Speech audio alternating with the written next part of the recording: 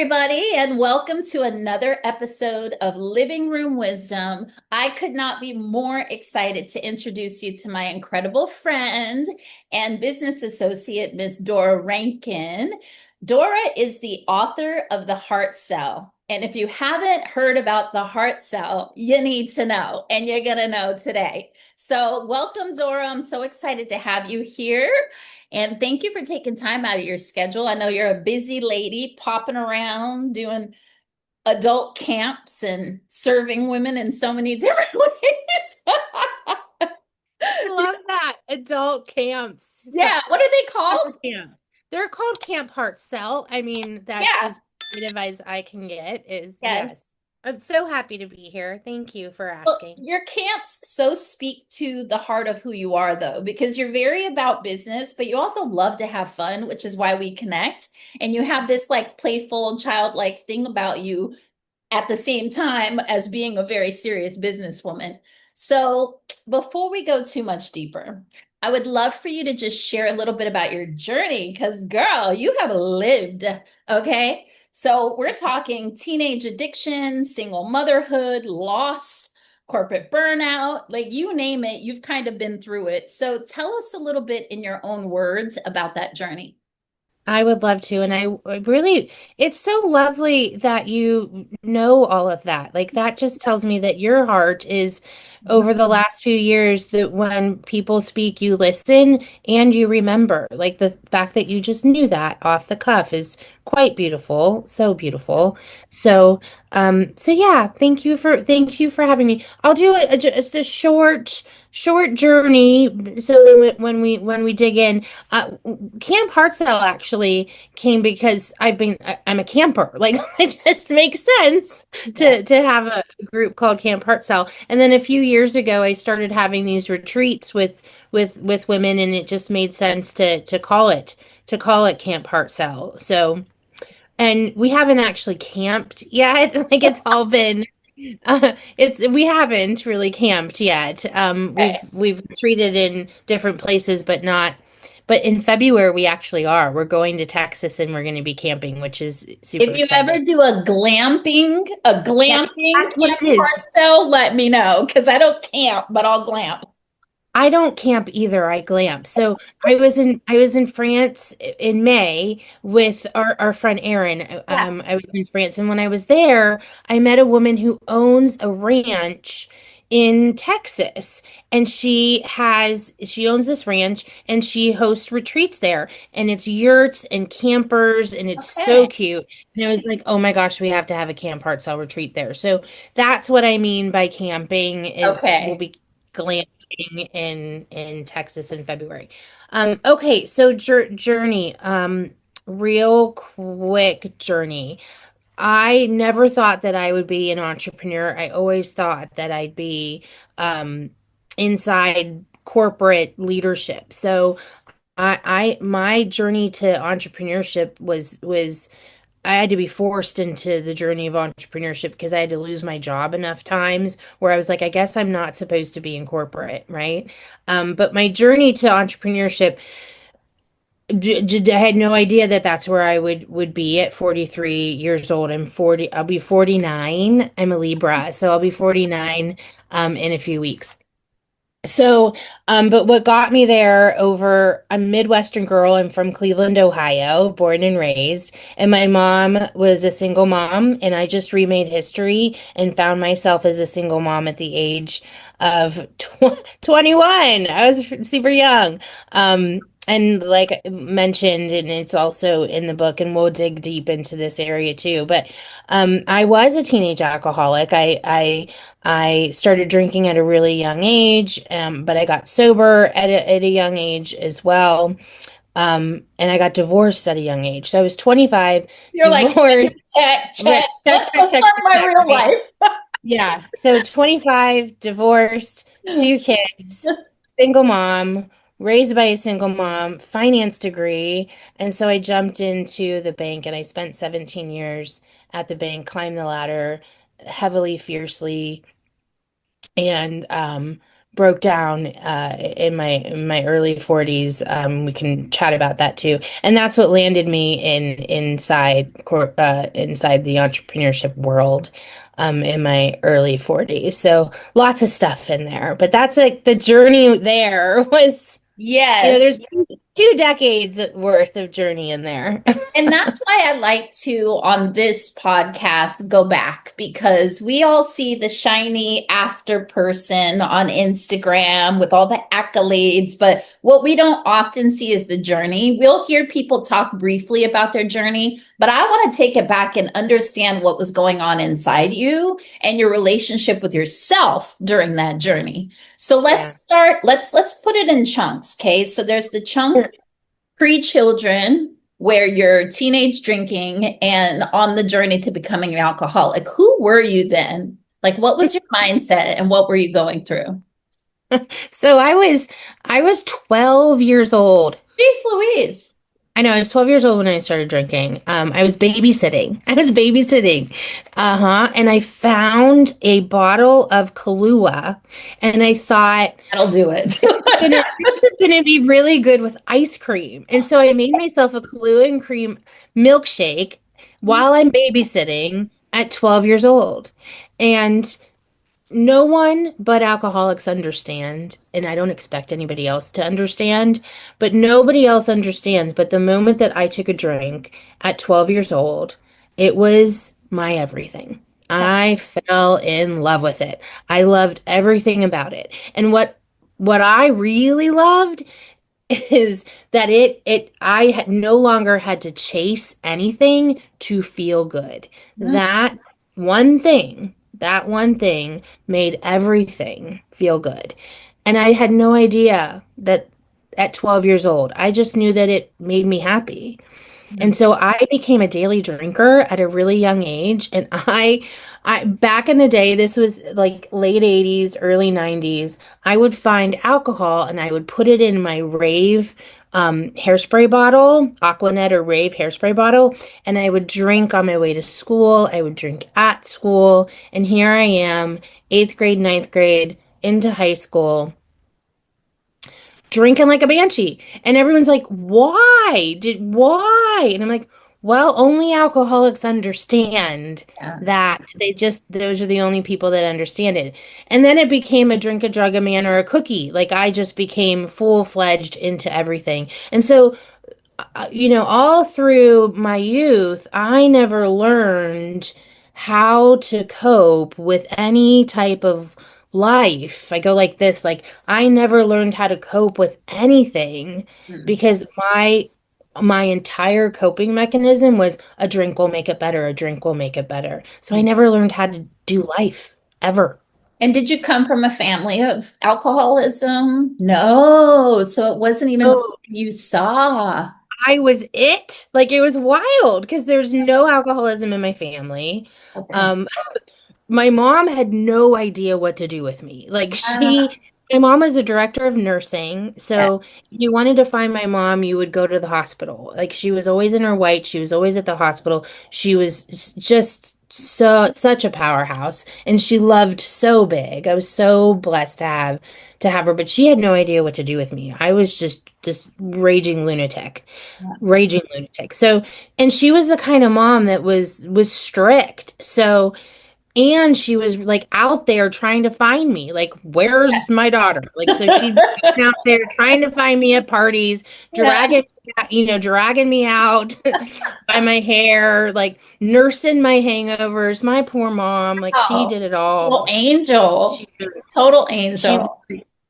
she was a saint. And then she was the first one to toss my butt into rehab when I was a Okay. senior in high I school. was going to ask, like, what was the moment, and you can tell us a little bit more about this. What was the moment where you realized that this was a problem and you needed to take control of it? So I don't usually tell this story. I'm going to tell it and you can decide if you want to keep it. We'll Of course see. I do. Raw, unfiltered Hey. conversation. You'll hear it first, Oh, right here. gosh. So Dora at 16 years old, Dora at 16 years old, Nobody was coming to Dora's sweet 16 birthday parties. Like nobody really wanted to be around Dora at 16 years old. The only people that were around Dora at 16 years old were guys that shouldn't be around Dora at Right. 16 years old. And but that's where I was putting myself. Those were the dark people, dark places doing really dark things at 16.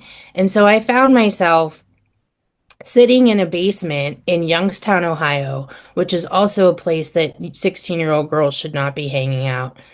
And this was 1993, 1994, and you know what everybody was doing in the 90s? Mm, And that's what I was doing. So, a mm. little white girl from the suburbs was hanging out in basements, doing really dark things. Yeah.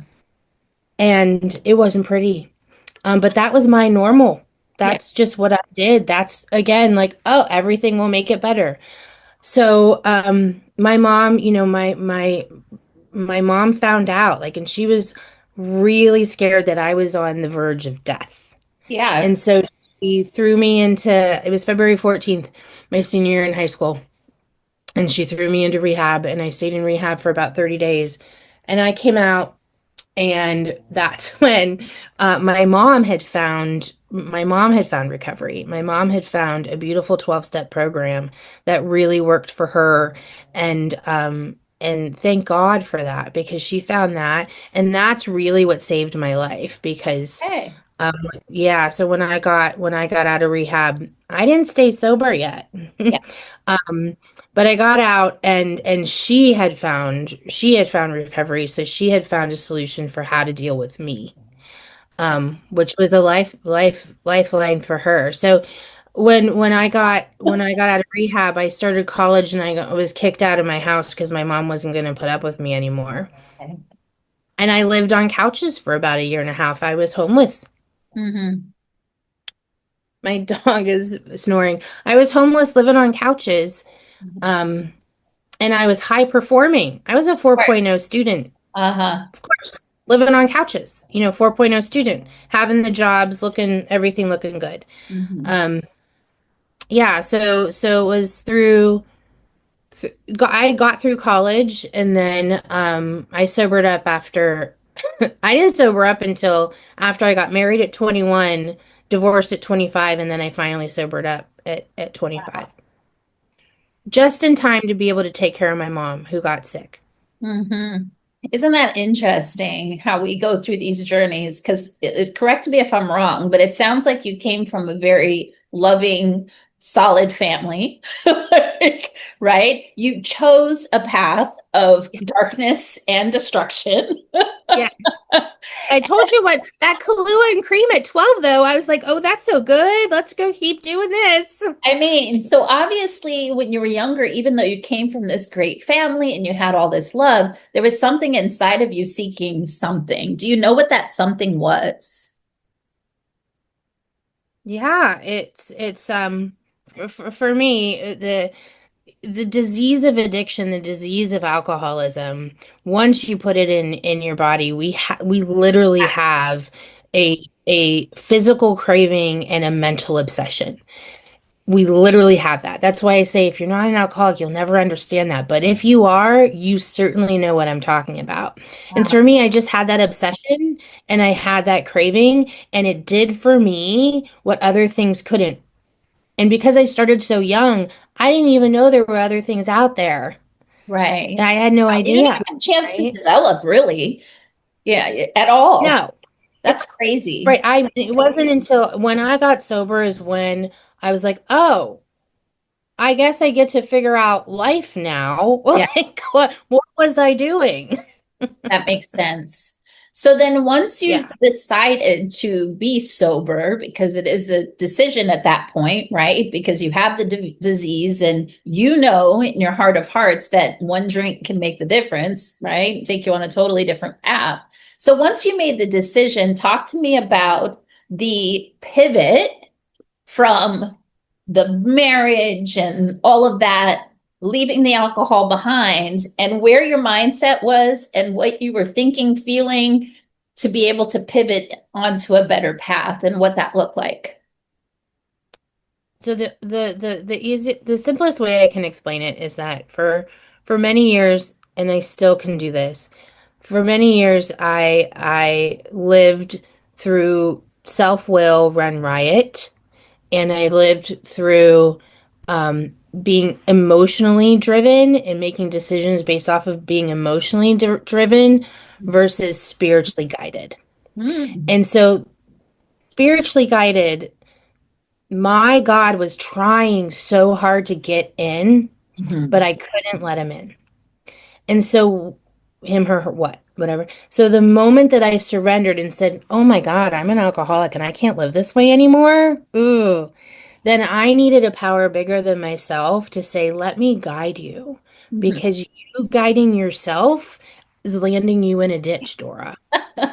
So I have lived my life ever since that moment when I was June 6th of 2004.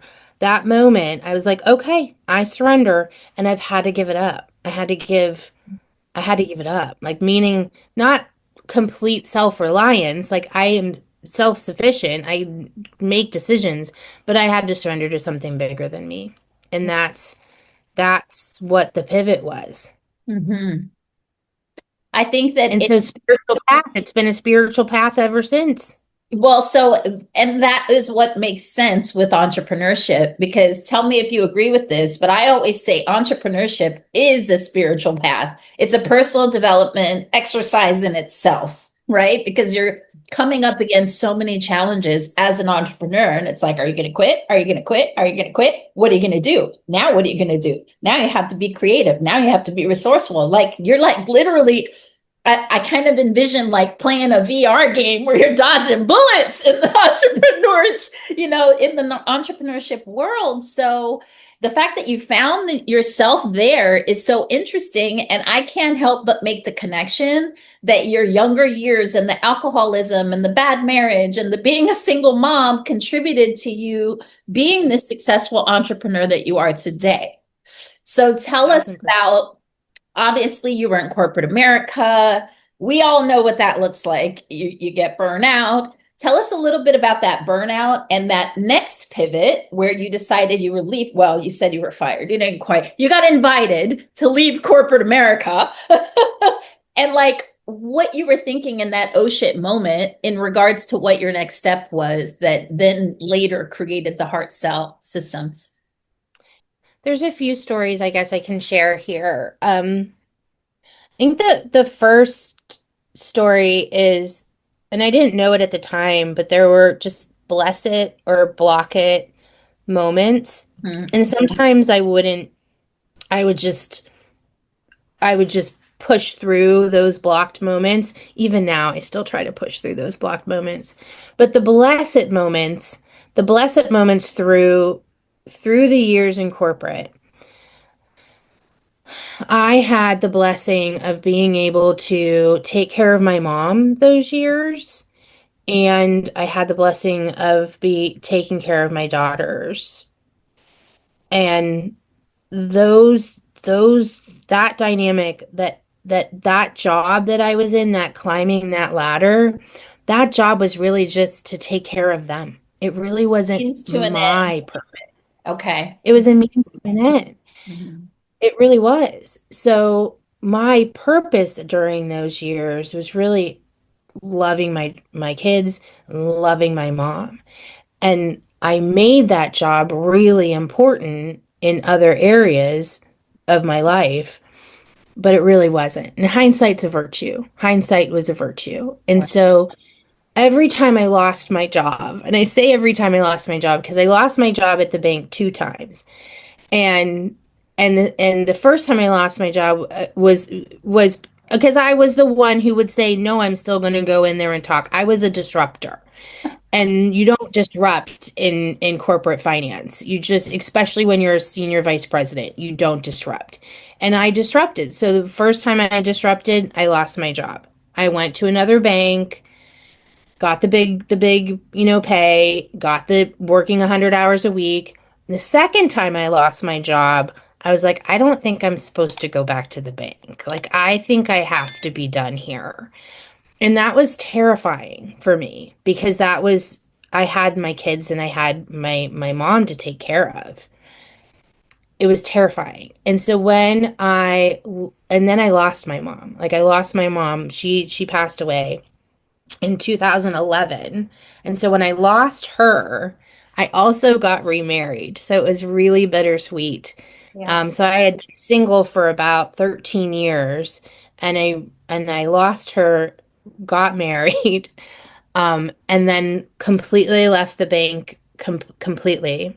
A lot of And transition. that yeah, a lot of transition. And at that time, I was still too afraid to go out completely on my own, but I knew I wanted to do something to honor her, and I knew I wanted to do something that was not at the bank anymore.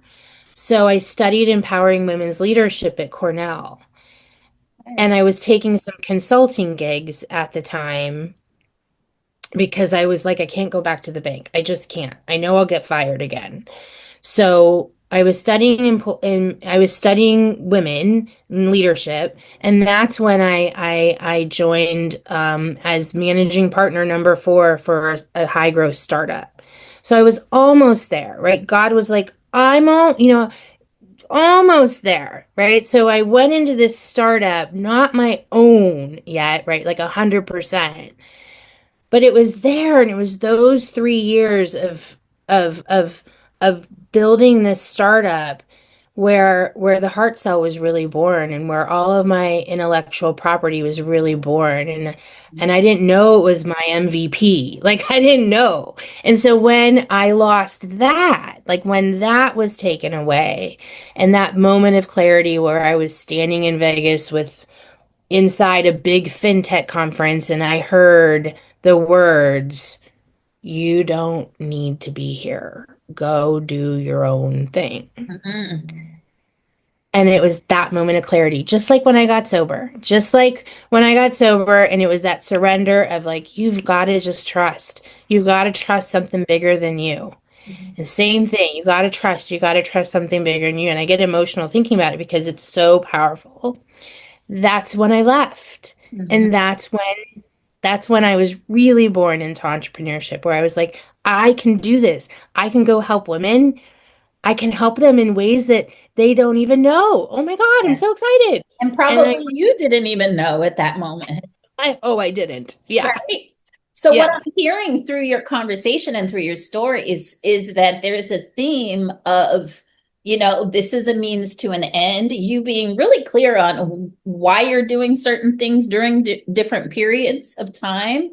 And then also clarity around what you don't want when it came time to make those pivots. And but not 100% clarity in regard to what you do want or the direction you're going in. It was just like, this is what I don't want. This is what I'm not going to go back to, and I'm trusting a higher power to put me where I'm meant to be, right?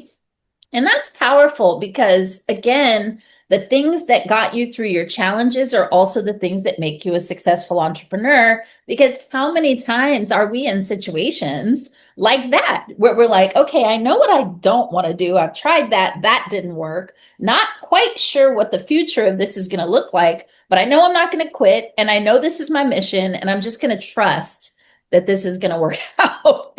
And so tell us then on the other side of that pivot, what you've become, how you've developed, and tell us a little deeper about this heart cell method that you have. I am so grateful that I took action when I had that moment of Mhm. clarity. Each time I had that moment of clarity, it Trusting yourself and trusting the higher power.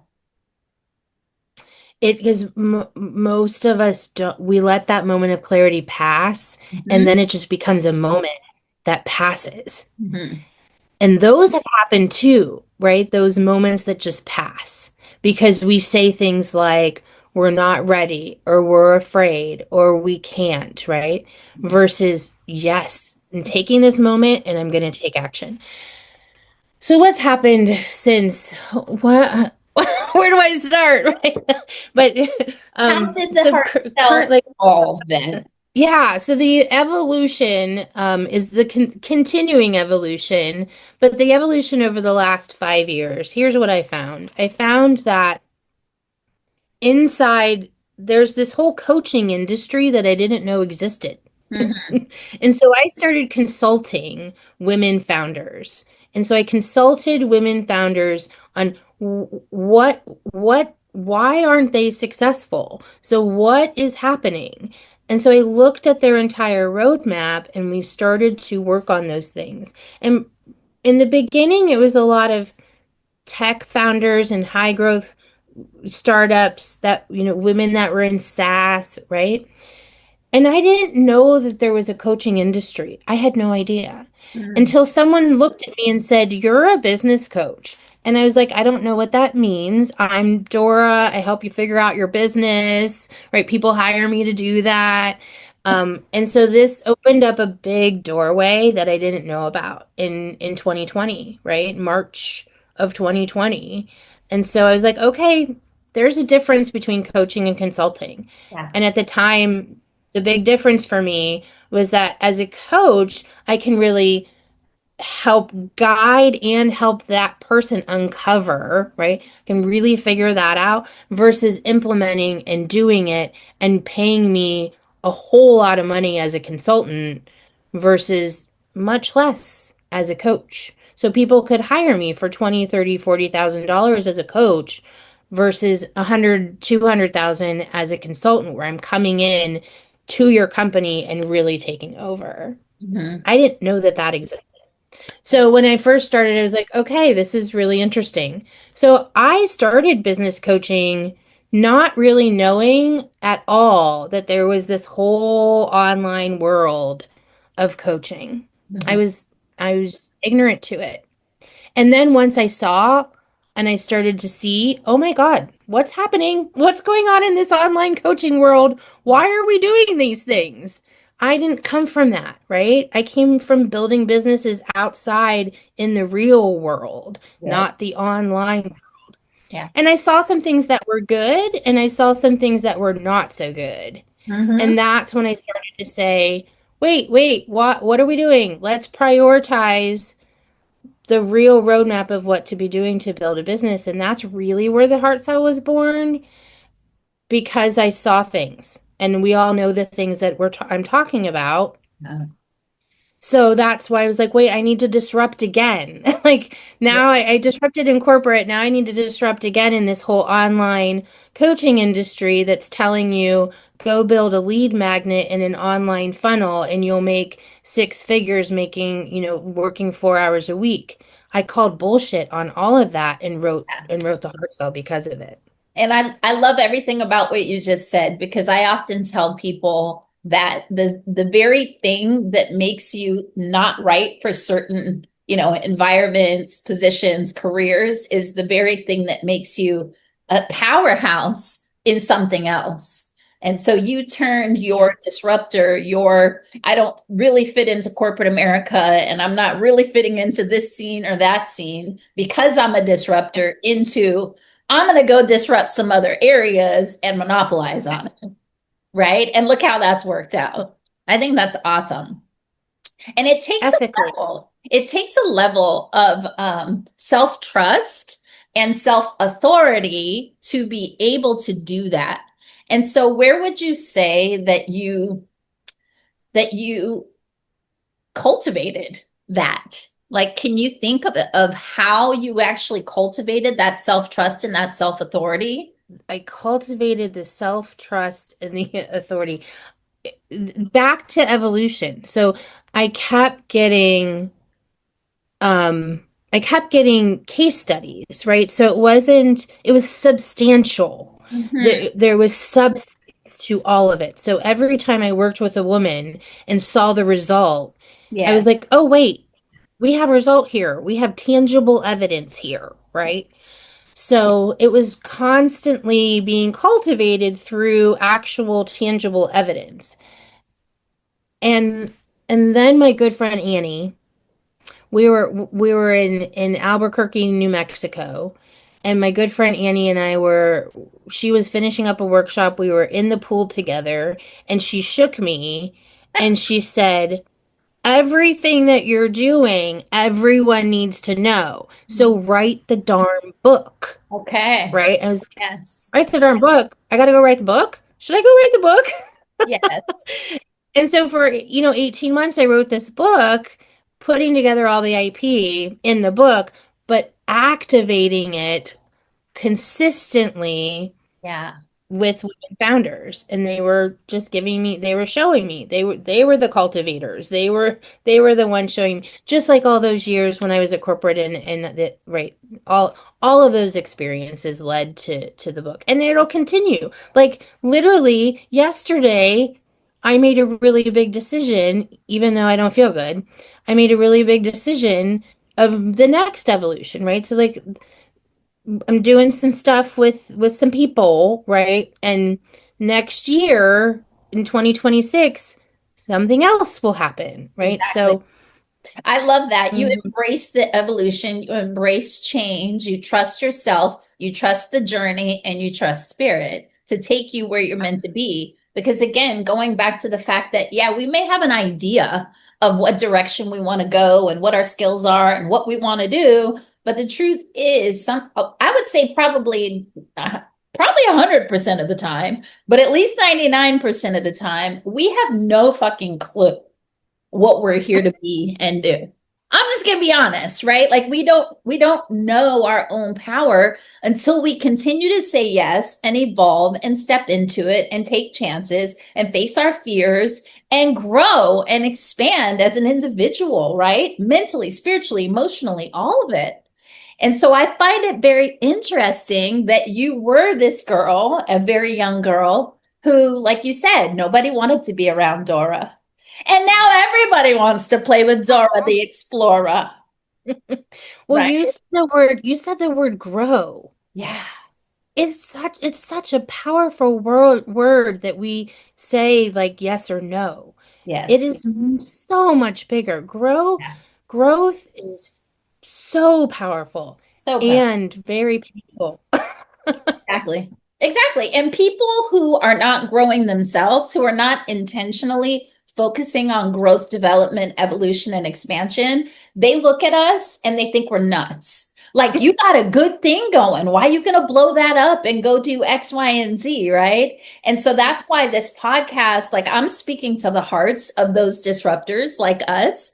I'm speaking to the hearts of these people who are committed to growth and development, evolution, spirituality, and really stepping fully into their purpose in a very audacious way. So, Mm. like, audacious is my word right now. Like, I'm feeling it. I never used the word audacious before, but I had to like make sense of these feelings without going into a whole monologue. And I'm like, it's audacity. I have more fucking audacity right now than I think I've ever had in my whole life.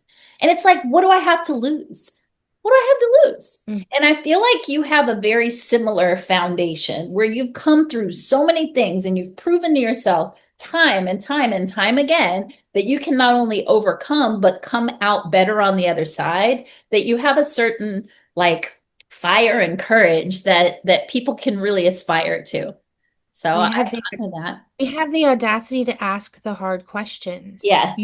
A lot of people ask me questions, but you had me look up. You ask hard questions. I ask hard questions. We have the audacity to ask those questions. Those were the questions that lost me jobs. But thank goodness that they did, right? Yes. Mhm. Oh, I love this conversation. I know that You. everybody listening is going to receive so much as long as they come open and ready to take in the gifts, the messages, right? Because it's not a lot of times about what we say, it's some of the unspoken lessons that are the most powerful. So, as we start to bring this to a close and wrap it up in a pretty little bow, I would love for you to tell us if there's some woman out there who's stuck. So my audience is high achieving, overachieving women who, we often get caught up in our performing and our producing and our roles and our titles and all of that.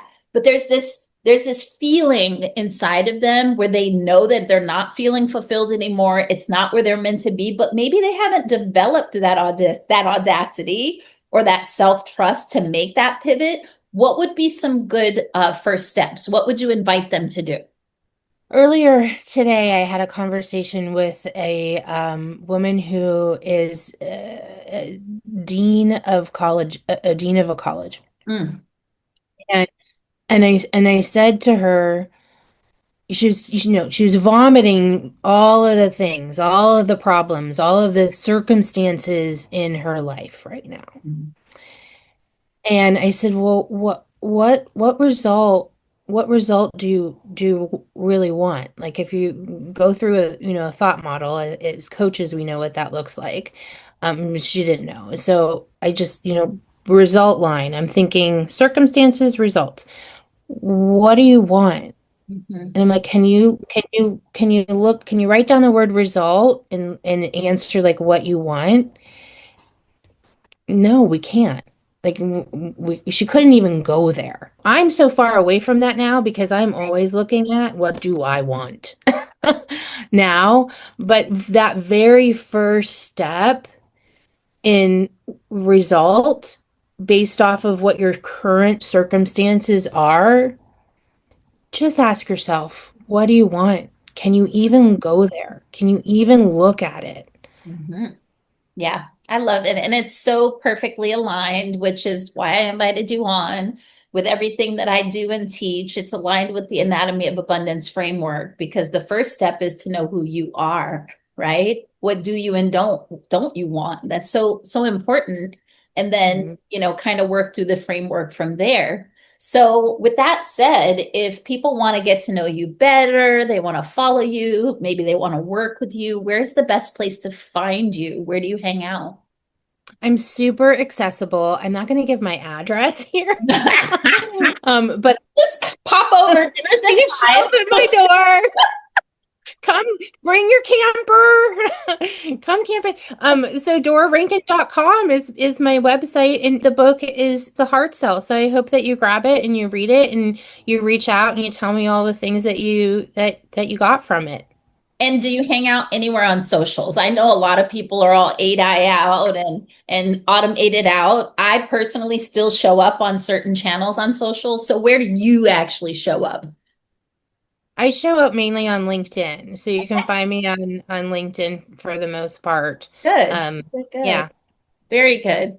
I love this. I'm so excited. It just makes me want to be in your space again. We haven't Oh, seen each other in person in so long, and I just know that together there's so many powerful things that can happen for so many people. So this is the beginning of a new conversation. I love you so much. Thank you for taking time to be here. And for y'all you. watching, make sure you subscribe to the podcast. Follow us on Instagram, both Patrina Wisdom and Living Room Wisdom. Leave some reviews, some show notes, some questions. We want to engage. This isn't a passive conversation. This is an actual discussion and we want to transform lives. So we will see you next week right here, same time, same channel at Living Room Wisdom, where your story is your glory. Bye.